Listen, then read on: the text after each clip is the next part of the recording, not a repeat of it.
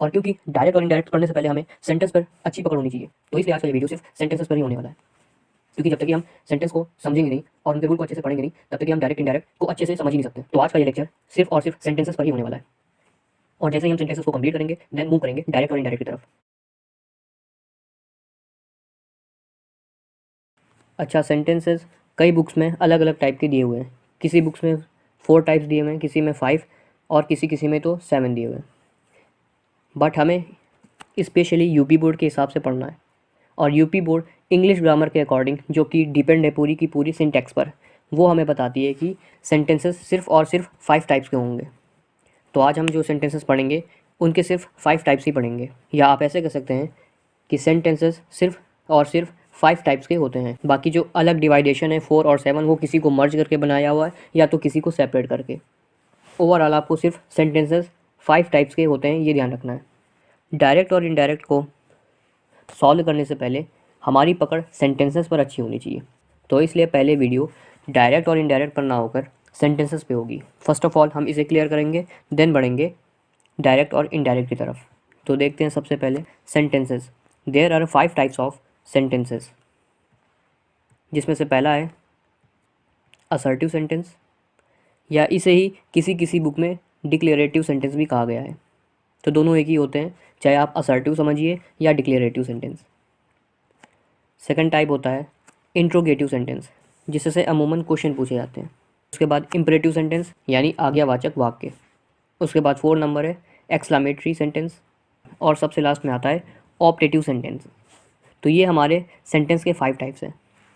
मैं फिर बता रहा हूँ कि अलग अलग बुक्स में इनका डिवाइडेशन अलग अलग है, बट हमें क्योंकि इंग्लिश ग्रामर के अकॉर्डिंग पढ़ना है, इसलिए सेंटेंस के सिर्फ 5 टाइप्स होते हैं: assertive sentence, interrogative sentence, imperative, exclamatory और ऑप्टेटिव सेंटेंस। और डायरेक्ट इनडायरेक्ट के लिए यही क्या, पूरी इंग्लिश में आप ट्रांसलेशन पढ़ेंगे, आर्टिकल राइटिंग करेंगे, लेटर राइटिंग करेंगे, ऐसे लिखेंगे, या यहाँ तक कि लिटरेचर में क्वेश्चन आंसर को भी डील करेंगे। तो जब तक कि आपको सेंटेंस अच्छे से नहीं आएंगे, तब तक कि आप आगे हमेशा कहीं ना कहीं गलती करेंगे। तो इसलिए सबसे पहले ये वीडियो होगी सेंटेंस पर। तो पहला सेंटेंस पढ़ते हैं, जिसका नाम है असर्टिव सेंटेंस, या इसे ही हम लोग डिक्लेरेटिव सेंटेंस भी कहते हैं। सिंपली ये सेंटेंस क्या करते हैं, ये हमें कुछ फैक्ट्स, कुछ एक्शंस और कुछ ना कुछ घटित घटनाएं यानी कुछ हैपनिंग्स को शो करते हैं। यानी ऐसे सेंटेंस जिसमें हमें फैक्ट बताए जाएं, एक्शन या किसी ना किसी कर्ता के द्वारा या सब्जेक्ट के द्वारा कोई घटना घटित हो, इसे हम सिंपल सेंटेंस भी बोल सकते हैं। नोट इसमें करने वाली चीज़ है कि हमेशा असर्टिव और डिक्लेरेटिव सेंटेंस फुल स्टॉप से ही एंड होते हैं, यानी ends with a full stop. Again assertive या डिक्लेरेटिव सेंटेंस को हम 2 पार्ट्स में डिवाइड करते हैं, पहला अफर्मेटिव सेंटेंस और दूसरा निगेटिव, जो कि आपने पहले ही टेंस में पढ़ रखा होगा। तो टेंस में जो सेंटेंसेस पढ़ते हैं वो इसी से ही निकल के आते हैं। तो अब इसका फॉर्मूला देख लेते हैं। फॉर्मूला इज द सेंस, इसकी पहचान कैसे करेंगे कि कोई सेंटेंस है वो असर्टिव है, आप उसे कैसे पहचानेंगे। तो असर्टिव में अगर अफर्मेटिव है तो वो कुछ इस तरीके से होगा, subject plus helping verb plus main verb plus object plus other word.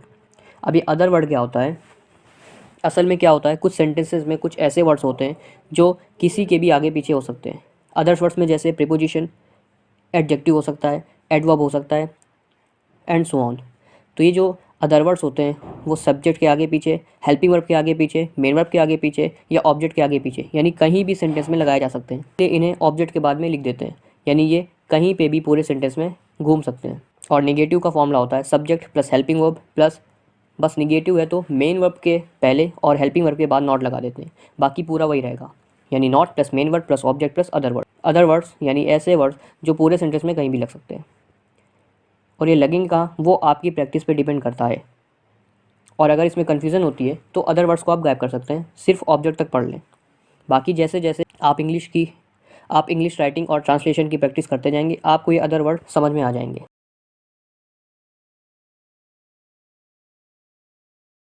क्योंकि बिना एग्जाम्पल के कुछ समझ नहीं आएगा, इसलिए हम लोग पहला एग्जाम्पल लेते हैं। पहले लेते हैं अफर्मेटिव का, I am going to Kanpur, यानी मैं कानपुर जा रहा हूँ। तो इसमें आई सब्जेक्ट हो गया, एम हेल्पिंग वर्ब हो गया, गोइंग मेन वर्ब, टू एक प्रीपोजिशन है और उसके बाद कानपुर एक ऑब्जेक्ट है। अब देखिए टू प्रीपोजिशन है, इसी को हम लोग अदर वर्ड बोलेंगे, यानी ये बीच में आ गया है, हेल्प मेन वर्ब और ऑब्जेक्ट के बीच में। तो अदर वर्ड पूरे सेंटेंस में कहीं भी टल सकते हैं, इसका कोई इशू नहीं होता है। बस हमें प्रॉपर वे में लिखना है, subject plus helping verb plus main verb plus object. तो ये अफर्मेटिव का एग्जांपल हो गया। एक एग्जांपल देख लेते हैं नेगेटिव सेंटेंस का। He is not going to Delhi, यानी वह दिल्ली नहीं जा रहा है। तो इसमें he subject, is helping verb, not है, गोइंग मेन वर्ब, और टू फिर वही अदर वर्ड्स और दिल्ली ऑब्जेक्ट। तो इस हिसाब से आप कोई भी असर्टिव सेंटेंस पहचान सकते हैं।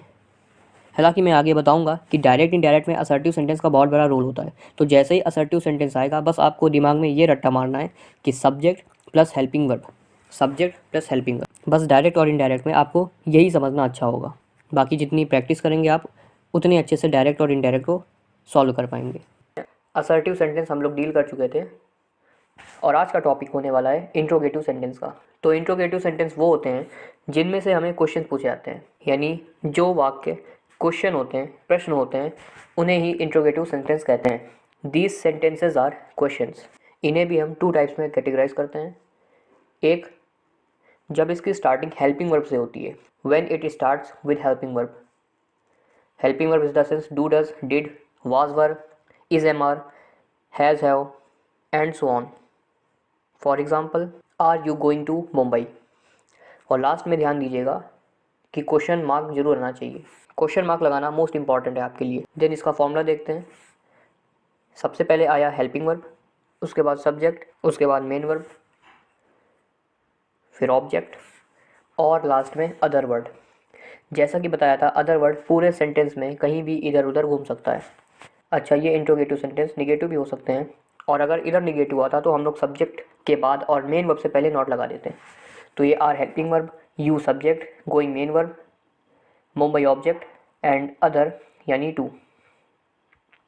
और जैसा कि पता है, अदर वर्ड कहीं भी लगाया जा सकता है। अब इसका दूसरा पार्ट होता है कि जब इंट्रोगेटिव सेंटेंस क्वेश्चन वर्ड से स्टार्ट होते हैं, यानी when it starts with question word. For example, इसी सेंटेंस को अपडेट करते हैं। Why are you going to Mumbai, last में क्वेश्चन मार्क। इसका फॉर्मूला होगा क्वेश्चन वर्ड और उसके बाद एज इट इज़ इसको नोट कर देना है, यानी पहले helping verb plus subject plus main verb plus object और फिर अदर वर्ड और लास्ट में क्वेश्चन मार्क। ये हो गया question word, helping verb, subject, main verb, object और ये अदर वर्ड। अदर वर्ड में भी इसे प्रीपोजिशन कहेंगे। यहाँ पर एक चीज़ नोट कीजिएगा कि जैसा कि हमें पता है, इंट्रोगेटिव सेंटेंस भी दो टाइप के होते हैं। एक जब वो हेल्पिंग वर्ब से स्टार्ट होगा, दूसरा जब वो क्वेश्चन वर्ड से स्टार्ट होगा। तो हेल्पिंग वर्ब तो हम लोग ने, तो जब हेल्पिंग वर्ब से स्टार्ट होगा उसे तो अच्छे से समझा, बट जब ये क्वेश्चन वर्ड से स्टार्ट होता है तो हमें बहुत ही अच्छे से ध्यान रखना है कि इसके जस्ट बाद हेल्पिंग वर्ब भी आनी चाहिए, यानी क्वेश्चन वर्ड के बाद जस्ट हेल्पिंग वर्ब, तभी वो इंट्रोगेटिव टाइप का होगा। यानी अगर क्वेश्चन वर्ड के बाद सब्जेक्ट आ जाता है तो ये सेंटेंस इंट्रोगेटिव नहीं होगा। जैसे हमने असर्टिव में फॉर्मूला पढ़ा, subject plus helping verb plus main verb, उसके बाद इंट्रोगेटिव में question word plus helping verb plus subject plus main verb ही होना चाहिए, या शॉर्ट में इसे कह सकते हैं कि क्वेश्चन वर्ड के बाद जस्ट हेल्पिंग वर्ब होना चाहिए, ना कि सब्जेक्ट।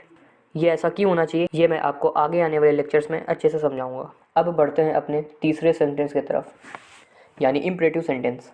इसमें बस आपको याद रखना है ORS। O मतलब ऑर्डर, R का मतलब रिक्वेस्ट और S का मतलब सजेशन। यानी कह सकते हैं these sentences express request, command और ऑर्डर एंड सजेशंस। ये भी पहले वाले की तरह निगेटिव और पॉजिटिव हो सकते हैं, यानी they are both positive and negative. और सबसे इम्पॉर्टेंट चीज़ है कि ये जो सेंटेंस होते हैं इम्परेटिव सेंटेंस हमेशा फुल स्टॉप से ही एंड होते हैं, यानी एंड्स विद फुल स्टॉप।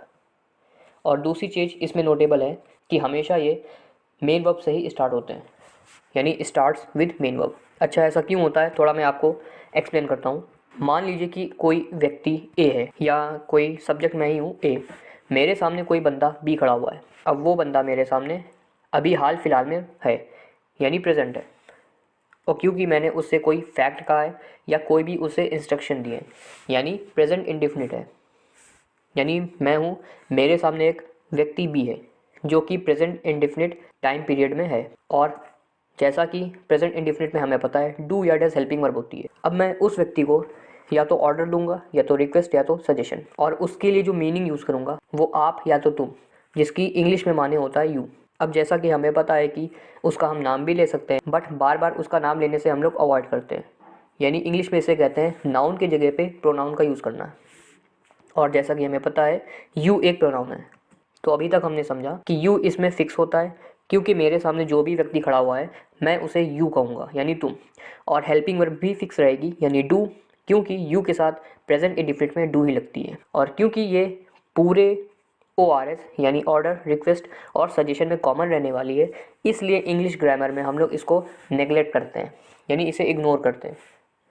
तो सीधा सा जो फॉर्मूला था हमारा असर्टिव सेंटेंस का, subject plus helping verb plus main verb plus dot dot dot, तो हम लोग सब्जेक्ट और हेल्पिंग वर्ब को कट करके स्टार्टिंग करते हैं मेन वर्ब से। यानी असर्टिव सेंटेंस का जो फॉर्मूला होता है subject plus helping verb plus main verb plus object, उसमें से हम लोग सब्जेक्ट हेल्पिंग वर्ब को हटाते हैं और डायरेक्ट बनाते हैं main verb plus object plus other word, और इसी को हम लोग कहते हैं इम्परेटिव सेंटेंस। ये और अच्छे से तब समझ में आएगा जब हम लोग डायरेक्ट और इनडायरेक्ट पढ़ेंगे। अभी बस आप इतना ही समझ लीजिए कि असर्टिव मतलब है subject plus helping verb plus main verb, और इम्परेटिव स्टार्ट ही मेन वर्ब से होगा, यानी इसमें सब्जेक्ट को हम लोग इग्नोर करेंगे और हेल्पिंग वर्ब को भी इग्नोर करेंगे। For example, open the door, यानी दरवाज़ा खोलो। इसमें जो ओपन है वो सीधा साधा मेन वर्ब है, द डोर एक ऑब्जेक्ट है, यानी इसमें यू गायब है, क्योंकि जो भी ए व्यक्ति होगा उसके सामने कोई व्यक्ति बी खड़ा होगा और उसी बी व्यक्ति से ए कह रहा होगा कि open the door, that means दरवाज़ा खोलो। तो यू हमेशा इसमें कॉमन रहता है, इसलिए इसे हम लोग इग्नोर करते हैं। अब इसी का नेगेटिव फैक्ट लेते हैं, तब हमें ये समझ में आएगा कि इसमें हमेशा डू ही क्यों यूज़ करते हैं। तो लिखते हैं do not open the door. अब जैसा कि हमें पता है प्रेजेंट इंडिफिनिट की हेल्पिंग वर्ब है डू या डज, और क्योंकि इसमें हमेशा यू छुपा हुआ होता है इसलिए इसकी हेल्पिंग वर्ब हमेशा डू ही आएगी। यानी इम्परेटिव का अगर अफर्मेटिव है तो उसमें यू और डू इग्नोर करना होता है, और अगर निगेटिव है तो उसमें क्योंकि प्रेजेंट इंडिफिनिट के निगेटिव में भी डू या डज लगाना पड़ता है, इसलिए यहाँ पर हमें डू लगाना होगा। अदरवाइज इम्परेटिव के पॉजिटिव सेंटेंस में हमें डू नहीं लगाना है। इसे फिर से समझते हैं कि एक एग्जांपल है ओपन द डोर। अब क्योंकि ये प्रेजेंट इंडिफिनिट का अफर्मेटिव है, और जैसा कि हम जानते हैं अफर्मेटिव की हेल्पिंग वर्ब में प्लूरल आई और यू के साथ मेन वर्ब लगाते हैं डायरेक्ट, और कोई भी सिंगुलर पर्सन है तो उसके लिए एस या ई एस लगाते हैं। और जैसा कि ओपन द डोर एक अफर्मेटिव है, यानी और प्रेजेंट इंडिफिनिट के अफर्मेटिव में सीधा हम लोग मेन वर्ब लिखते हैं, इसलिए इसके अफर्मेटिव की स्टार्टिंग भी मेन वर्ब से हुई है, यानी ओपन द डोर। वहीं की वहीं जब निगेटिव में आते हैं तो जैसे प्रेजेंट इंडिफिनिट के निगेटिव में डू या डज लगता है, इस हिसाब से इसमें भी हम लोगों को डू या डज लगाना पड़ेगा। बट क्योंकि मेरे सामने व्यक्ति यू खड़ा हुआ है जिसके लिए हमेशा डू लगता है, इसलिए इस सेंटेंस में डू का यूज़ करना है, यानी हेल्पिंग वर्ब अब डू होगी, इसलिए यहाँ पर सिर्फ डू का यूज़ करना है। इसीलिए इम्परेटिव सेंटेंस के नेगेटिव में हमें do not open the door दिख रहा है। तो आज के लेक्चर में हमने कंप्लीट किए इंट्रोगेटिव के 2 टाइप्स, एक जो स्टार्ट होता है हेल्पिंग वर्ब से और दूसरा जो स्टार्ट होता है क्वेश्चन वर्ड से। और अगर ये निगेटिव में है तो सब्जेक्ट और मेन वर्ब के बीच में हमें नॉट लगाना पड़ेगा। उसके बाद हमने देखा इम्परेटिव सेंटेंस को जो स्टार्ट होता है मेन वर्ब से, और अगर इसका निगेटिव है तो वो स्टार्ट होगा डू नॉट से। डू इसलिए क्योंकि यहाँ पे यू छुपा हुआ है और यू की हेल्पिंग वर्ब हमेशा डू ही होती है। तो सेंटेंस के 5 टाइप्स में 4th टाइप होता है एक्सक्लेमेटरी सेंटेंस। इस सेंटेंस में जनरली एक्सक्लेमेशंस शो होते हैं, जिन्हें हम फीलिंग्स या इमोशंस भी कह सकते हैं, और किसी भी फीलिंग्स और इमोशंस को हम 2 तरीके से दिखा सकते हैं। एक होता है ओनली वन वर्ड्स और दूसरा होल सेंटेंस। तो जब ओनली वन वर्ड से हम फीलिंग्स या इमोशन को शो करेंगे तो उसके यानी उस वर्ड के जस्ट बाद एक्सक्लेमेट साइन लगा देंगे जो उल्टे आई की तरह होता है, और जब होल सेंटेंस से किसी की भी फीलिंग्स या इमोशंस शो हो रहे हों तो उस सेंटेंस के बाद में एक्सक्लेमेट साइन लगा देते हैं। तो सबसे पहले एक्सक्लेमेटरी सेंटेंस की डेफिनेशन देखते हैं। तो एक्सक्लेमेटरी सेंटेंस वो होते हैं जो हमें फीलिंग्स या इमोशंस दिखाते हैं, यानी exclamatory sentences express feelings and emotions like Joy, sorrow, anger, surprise and so on. यहाँ पे नोट करने वाली बात है कि ये सेंटेंस हमेशा एक्सक्लेमेट साइन जो कि हमें उल्टे आई की तरह दिखता है उससे ही एंड होते हैं, यानी एंड्स विद एक्सक्लेमेट साइन। अब इस सेंटेंस में अगर फीलिंग्स या इमोशंस जॉय के शो हो रहे होते हैं तो उसके बाद हुर्रे लगाते हैं, ऐसे ही सॉरो के बाद एलास और सरप्राइज के बाद ब्रावो। तो हुर्रे जैसे ही आएगा सेंटेंस में तो हमें पता चल जाएगा कि इस सेंटेंस में फीलिंग्स हैप्पी की है। एज वेल एज एलास आएगा तो मतलब कोई भी बात हो रही हो इस सेंटेंस में वो किसी दुख की बात है, यानी सैड है। और ब्रावो का मतलब होता है शाबाशी देना, यानी प्रशंसा करना। तो जब भी सेंटेंस में ब्रावो वर्ड दिखेगा तो हम समझ जाएंगे कि सेंटेंस में फील जो हो रहा है, सेंटेंस में जो फीलिंग्स है वो एप्रिशिएशन की है, यानी प्रशंसा करने की। तो ये कुछ वर्ड्स होते हैं सेंटेंस में जो अकेले ही बता देते हैं कि पूरे सेंटेंस का सेंस क्या मिल रहा है। यानी अगर हुर्रे है तो हम समझ जाएंगे कि सेंटेंस में कोई खुशी की बात हो रही है, और अगर एलास लगाया हुआ है तो सेंटेंस में समझ जाएंगे कि सैडनेस की बात है, और ऐसे ही अगर ब्रावो है तो ये एप्रिशिएशन किया जा रहा है। तो यही वन वर्ड्स होते हैं जिनके वजह से हमें पूरे सेंटेंस की फीलिंग्स पता चल जाती है, और इन्हीं वर्ड्स के आगे हम एक्सक्लेमेट साइन लगाते हैं। और कुछ सेंटेंस ऐसे होते हैं जिन्हें पूरा सेंटेंस पढ़ने के बाद हमें उसकी फीलिंग्स पता हो पाती है, तब एक्सक्लेमेट साइन उस सेंटेंस के सबसे बाद में लगाते हैं। तो हमने देखा एक्सक्लेमेटरी सेंटेंस वो होते हैं जो हमें फीलिंग्स और इमोशंस दिखाते हैं। अब इसे अच्छे से समझने के लिए दो पार्ट्स में डिवाइड कर सकते हैं। तो two types of exclamatory sentence. इसका पहला टाइप हम कह सकते हैं सडन फीलिंग्स या इमोशंस को दिखाना होता है, जबकि दूसरा टाइप एक्सक्लेमेटरी प्रोनाउंस का होता है। अब सडन फीलिंग्स और इमोशंस तो हम समझ गए, जैसे हुर्रे, एलास और ब्रावो लगाया हुआ था। बट एक्सक्लेमेटरी प्रोनाउंस क्या होते हैं, इसे थोड़ा अच्छे से समझते हैं। एक्सक्लेमेटरी प्रोनाउंस जो कि एक्सक्लेमेटरी सेंटेंस के अंडर में आते हैं वो हाउ एंड वाट होते हैं। कहीं कहीं वाट को वाट आ भी बोलते हैं। अब ये तो देखने में क्वेश्चन वर्ड की तरह लग रहे हैं जो कि इंट्रोगेटिव में यूज़ होते हैं, क्योंकि हाउ का मतलब होता है कैसे और वाट का मतलब होता है क्या। यानी ये तो क्वेश्चन वर्ड हैं जो कि इंट्रोगेटिव सेंटेंस की पहचान होती हैं। और मैंने लास्ट लेक्चर में बताया था इंट्रोगेटिव के दो टाइप्स होते हैं। एक इंट्रोगेटिव जो सबसे पहले इस हेल्पिंग वर्ब से स्टार्ट होता है, और दूसरा जो क्वेश्चन वर्ड से स्टार्ट होता है। तो हेल्पिंग वर्ड वाला तो एकदम क्लियर एंड फाइन होता है, बट क्वेश्चन वर्ड वाले में मैंने बताया था। अच्छा, आप आई बटन पर क्लिक करके लास्ट वाली वीडियो जिसमें मैंने इंट्रोगेटिव सेंटेंस को डिटेल से समझाया था आप देख सकते हैं। तो हम बात कर रहे थे कि इंट्रोगेटिव सेंटेंस की पहचान जो होती है वो टू टाइप से होती है, एक हेल्पिंग वर्ड से और एक क्वेश्चन वर्ड से। बट मैंने उसी वीडियो में बताया था कि क्वेश्चन वर्ड वो तभी कहलाएगा जब उसके जस्ट बाद हेल्पिंग वर्ब यूज़ होगा, यानी question word plus helping verb plus subject. और जब क्वेश्चन वर्ड के बाद हेल्पिंग वर्ब होगा तभी ये सेंटेंस इंट्रोगेटिव सेंटेंस कहलाते थे। और अगर क्वेश्चन वर्ड के बाद सब्जेक्ट आ जाता है तो ये इंट्रोगेटिव सेंटेंस नहीं होगा। मैंने इसे लास्ट वीडियो में बताया था। तो यहाँ पे एक पॉइंट नोट करने वाला है कि अगर क्वेश्चन वर्ड के बाद जस्ट हेल्पिंग वर्ब आता है तो वो इंट्रोगेटिव सेंटेंस कहलाता है, और अगर क्वेश्चन वर्ड के बाद जस्ट सब्जेक्ट आता है तो वही क्वेश्चन वर्ड कनेक्टर कहलाएगा। इस कनेक्टर को हम डायरेक्ट इनडायरेक्ट में बहुत ही अच्छे से पढ़ेंगे। और तीसरा टाइप हो गया कि अगर क्वेश्चन वर्ड के बाद कोई भी एडजेक्टिव आता है या एडवर्ब आता है तब इसी क्वेश्चन वर्ड को हम एक्सक्लेमेटरी प्रोनाउंस कहते हैं। यानी यहाँ पर हमने क्वेश्चन वर्ड के तीन टाइप सीखे कि अगर क्वेश्चन वर्ड के बाद हेल्पिंग वर्ब आता है तो वो इंट्रोगेटिव सेंटेंस होगा, और अगर क्वेश्चन वर्ड के जस्ट बाद सब्जेक्ट आता है तो वो डायरेक्ट इनडायरेक्ट में एज ए कनेक्टर यूज़ होगा, और अगर क्वेश्चन वर्ड के बाद जस्ट एडजेक्टिव या एडवर्ब आता है तो उसे एक्सक्लेमेटरी प्रोनाउंस कहते हैं। तो ये रहे एक्सक्लेमेटरी प्रोनाउंस। लेकिन सभी क्वेश्चन वर्ड की तरह ये एक्सक्लेमेटरी प्रोनाउंस ज़्यादा नहीं होते हैं। पूरी इंग्लिश में एक्सक्लेमेटरी प्रोनाउंस सिर्फ दो ही होते हैं जिन्हें हम एक्सक्लेमेटरी सेंटेंस में यूज़ करते हैं। पहला है हाउ और दूसरा व्हाट, या इसी को कहीं कहीं व्हाट आ लिखते हैं। तो उम्मीद है आपको एक्सक्लेमेटरी प्रोनाउंस अच्छे से समझ में आया होगा। इसे बस एक लाइन में ऐसे समझना है कि अगर क्वेश्चन वर्ड के बाद हम एडजेक्टिव या एडवर्ब लगाते हैं तो वही मेरे एक्सक्लेमेटरी प्रोनाउंस होते हैं। और ये दो प्रकार के होते हैं, पहला हाउ और दूसरा व्हाट या व्हाट ए।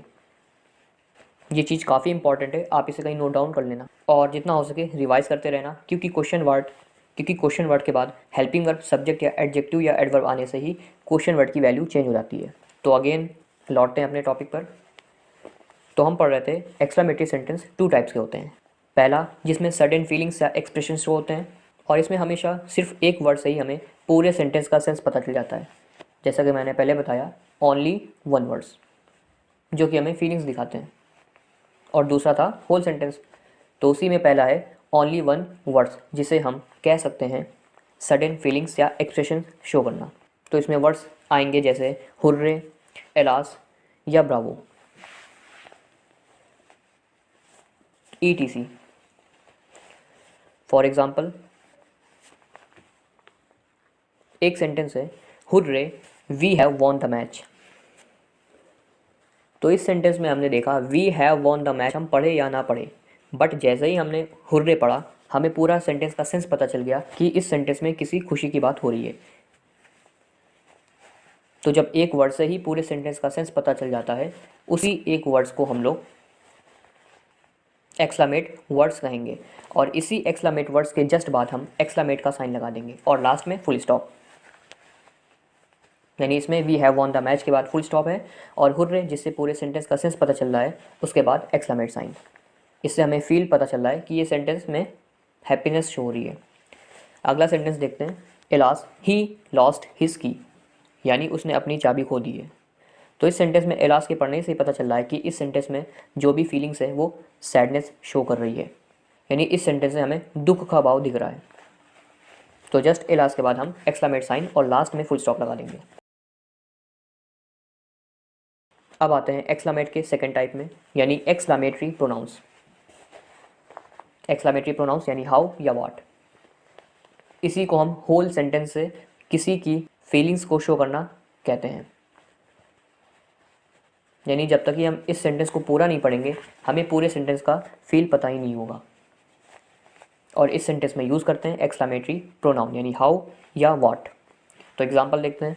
अच्छा, इसकी हिंदी में माने कितना या क्या होता है, ये दोनों इंटरचेंज होते रहते हैं, इन्हें अपने ही अकॉर्डिंग लगाते हैं। इसको आप ऐसे समझ सकते हैं कि कुछ क्वेश्चन वर्ड्स जैसे हाउ या व्हाट, इन्हें आप ऐसे समझ सकते हैं कि एक्सक्लामेटरी जो प्रोनाउंस होते हैं वो हमसे पूछ नहीं रहे होते हैं, बल्कि वो बता रहे होते हैं। पूछना इज़ द सेंस इंट्रोगेटिव और बताना इज़ द सेंस एक्सक्लामेटरी, वो भी किसी भी फीलिंग्स के साथ। जैसे एग्जांपल मैंने दिया कि ये फूल कितना सुंदर है, तो फूल कितना सुंदर है मैं पूछ नहीं रहा हूँ बल्कि बता रहा हूँ कि इस फूल की जो सुंदरता है वो कितनी अधिक है। तभी इस सेंटेंस को ऐसे समझ सकते हैं कि ये सेंटेंस पूछ नहीं रहे होते हैं बल्कि बता रहे होते हैं, वो भी अधिकता के साथ, और इसी अधिकता को हम एपेक्स फीलिंग्स कहते हैं। यानी किसी भी सेंटेंस में किसी भी सब्जेक्ट की अधिकता को शो करना, ये काम होता है एक्सक्लामेट प्रोनाउंस का। For example, how beautiful the flower is, यानी कितना कितना ब्यूटीफुल मतलब सुंदर, द फ्लावर इज़ मतलब फूल है, कितना सुंदर फूल है, यानी फूल की सुंदरता की अधिकता को हाउ शो कर रहा है। अब क्योंकि इस सेंटेंस से हमें पूरे सेंटेंस का फील पता हुआ कि सुंदरता प्रकट की जा रही है, इसलिए हम इस सेंटेंस के सबसे लास्ट में ही एक्सक्लामेट साइन लगाएंगे। यानी पूरे सेंटेंस की वजह से ही हमें पूरे सेंटेंस का फील पता चला, और यहीं अगर किसी एक वर्ड्स की वजह से हमें फील पता चलता तो उस वर्ड्स के जस्ट बाद हम एक्सक्लामेट साइन लगाते हैं, बट यहाँ पे है कि पूरे सेंटेंस से हमें पता चला है। अगला एग्जांपल देखते हैं, व्हाट अ ग्रेट शॉट, क्या शॉट है या क्या शॉट मारा है। अब इस पूरे सेंटेंस को ही पढ़ के हमें पता चल रहा है कि सेंटेंस की किसी भी सब्जेक्ट की शॉट की तारीफ़ की जा रही है, और वो भी अधिकता के साथ, इसलिए पूरे सेंटेंस के बाद हम एक्सक्लामेट साइन लगा देंगे।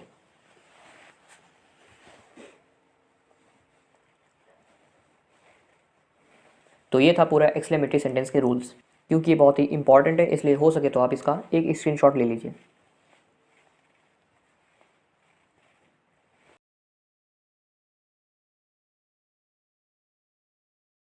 अब बढ़ते हैं अपने लास्ट सेंटेंस की तरफ, यानी ऑप्टेटिव सेंटेंस।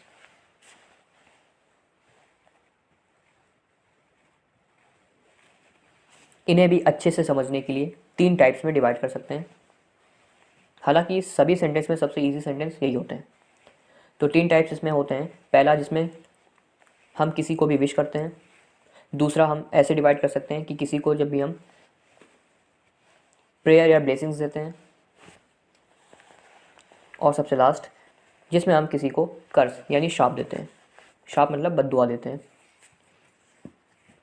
तो विशेष में जनरली गुड आ जाता है, और जो भी आपका टाइम पीरियड है उस हिसाब से इसकी मीनिंग्स, यानी good morning, good night, good noon, good afternoon etcetera.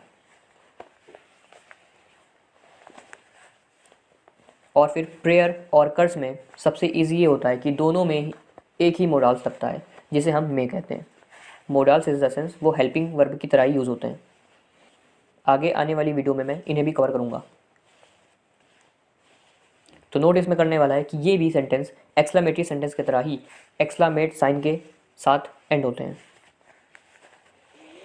तो पहला विशेष था जिसमें good morning, good night, good noon, afternoon आया, और दूसरा प्रेयर्स या कर्स जिसमें दोनों में ही हेल्पिंग वर्ब या मोडाल में लगता है।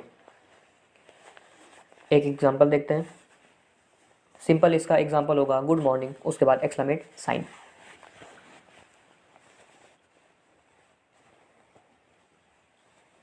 आगे कुछ भी जोड़ सकते हैं जैसे स्टूडेंट्स, गुड मॉर्निंग स्टूडेंट्स। दूसरा टाइप है जिसमें हम प्रेयर देते हैं, for example may you live long, तुम लंबी आयु जियो या तुम लंबी उम्र जियो, उसके बाद एक्सक्लेमेट साइन। और last curse, may you go to hello,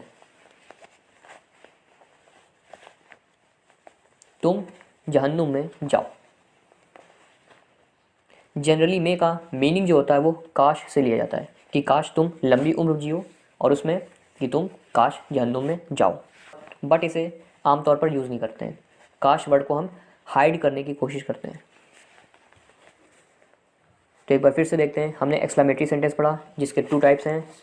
पहला एक्सक्लेमेटरी प्रोनाउंस जिसमें हाउ या व्हाट आता है, और इसमें ध्यान देना होता है कि क्वेश्चन वर्ड इसमें इंट्रोगेटिव की तरह यूज़ नहीं हो रहा है, क्योंकि इसमें क्वेश्चन वर्ड के बाद हेल्पिंग वर्ब नहीं बल्कि क्वेश्चन वर्ड के बाद एडजेक्टिव आता है, जैसे हमने सेंटेंस में यूज़ किया था एडजेक्टिव यानी ब्यूटीफुल और ग्रेट। और इसका सेकंड टाइप आता है, तो ये क्वेश्चन वर्ड इंट्रोगेटिव ना होके हाउ या व्हाट एक्सक्लेमेट प्रोनाउंस थे। और दूसरा इसका आता है टाइप जिसमें इंस्टेंट हमें कोई भी फीलिंग्स पता होती है, जैसे हुर्रे, एलास या ब्रावो। फिर उसके बाद हमने पढ़ा ऑप्टेटिव सेंटेंस। अच्छा, एक्सक्लेमेटरी सेंटेंस को हिंदी में भाववाचक वाक्य कहते हैं, और ऑप्टेटिव सेंटेंस को कामनावाचक वाक्य कहते हैं, जिसमें जनरली में का यूज़ होता है। और ऑप्टेटिव सेंटेंस भी हमने 3 टाइप के बांटे थे सहूलियत के लिए। पहला था विश, और दूसरा प्रेयर या ब्लेसिंग्स देना, और तीसरा कर्स, जिनमें दोनों में मे का यूज़ होता था। तो ये सेंटेंस के ऊपर फाइनल वीडियो था। अब डायरेक्ट हम स्विच करेंगे डायरेक्ट और इनडायरेक्ट पर। तो नेक्स्ट होने वाली वीडियो जो है वो डायरेक्ट इनडायरेक्ट पर ही होगी। तो मिलते हैं नेक्स्ट वीडियो में।